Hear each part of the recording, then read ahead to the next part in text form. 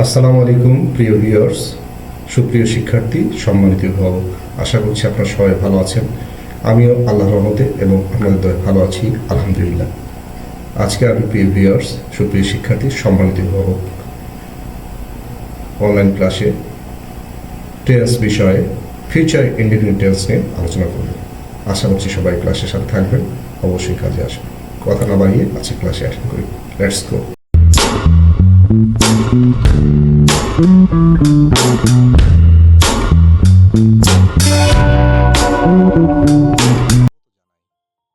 Welcome, day 7, future indefinite.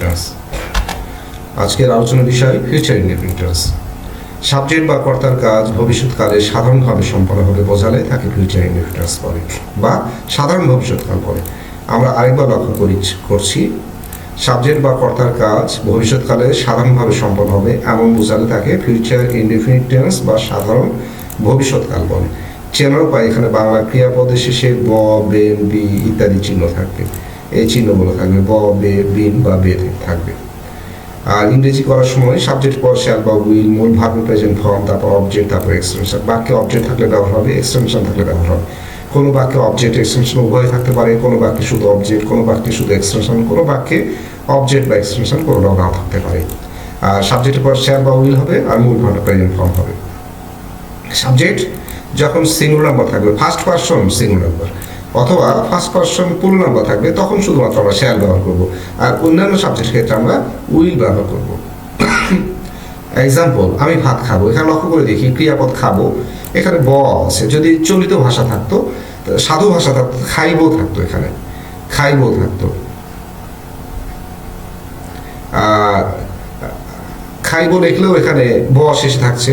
একইভাবে তুমি এখানে আসবে, চলিত ভাষা, সাধু ভাষায় তুমি এখানে আসিবে, রসইকা তারপর বয়িকা থাকতো, সেক্ষেত্রে শেষে কিন্তু বে থাকছে। যাই হোক, ব, বেন, বি এইসব চিহ্নগুলি থাকবে।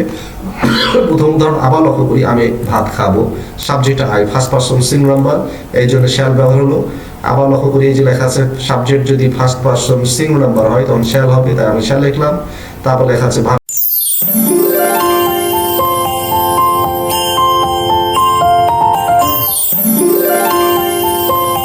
Present form, verb present form it লিখলাম। এখানে অবজেক্ট আছে ভাত, রাইস। প্রশ্নবোধক বাক্য থাকলে আমরা শ্যালটা বাক্যের প্রথমে লিখবো। নাবোধক বাক্য থাকলে শ্যালের পাশে নট, প্রশ্নবোধক নাবোধক থাকলে শ্যাল আগে, নট পরে, শেষে প্রশ্নবোধক চিহ্ন। মনে রাখতে বাক্যের প্রথম শব্দের প্রথম অক্ষরটি অবশ্যই ক্যাপিটাল লেটার হবে। কিন্তু যখন আই থাকবে সাবজেক্ট বাক্যের ভেতরে বসলে সেই আইয়ের কিন্তু আই ক্যাপিটাল লেটার থাকবে। তুমি এখানে আসবে, ইউ সেকেন্ড পারসন, সে কারণে এখানে উইল হলো। ফার্স্ট পারসন সিঙ্গুলার, পুনর ব্যতীত সকল পারসনে উইল হবে। উইল আসার ইংরেজি কাম প্রেজেন্ট ফর্ম, এখানে ইংরেজি এই যে এখানে ইংরেজি here, you will come here. প্রশ্নবোধক বাক্যে উইলটা বাক্যের প্রথমে, নাবোধক বাক্যে উইলের পাশে নট, এবং নাবোধক প্রশ্নবোধক বাক্যে উইল সাবজেক্টের আগে, নটটা সাবজেক্টের পরে, ইউ এর পরে। একইভাবে তিনি ঢাকা যাবেন, সেক্ষেত্রে ই উইল গো টু ঢাকা। একইভাবে প্রশ্নবোধক হলে এই উইলটা বাক্যের প্রথমে লিখবো, নাবোধক হলে he will not go to Dhaka. প্রশ্নবোধক নাবোধক হলে will he not go to Dhaka. তুই বই পড়বি, বি আছে এখানে, ই will read the book. Subject verb, সাহায্যকারী ভার্ব, রিড মূল verb present form, book object. প্রশ্নবোধক বাক্য হলে উইলটা বাক্যের প্রথমে লিখতাম, প্রশ্নবোধক চিহ্ন দিতাম। নাবোধক হলে you will not read the book. প্রশ্নবোধক নাবোধক হলে will you not read the book, প্রশ্নবোধক চিহ্ন দিতাম। আশা করছি প্রিয় ভিউয়ার্স, সুপ্রিয় শিক্ষার্থী, তোমরা আমার এই লেসনটি, আমার এই ক্লাসটি ফিউচার ইনডিফিনিট পরে বুঝতে পেরেছ।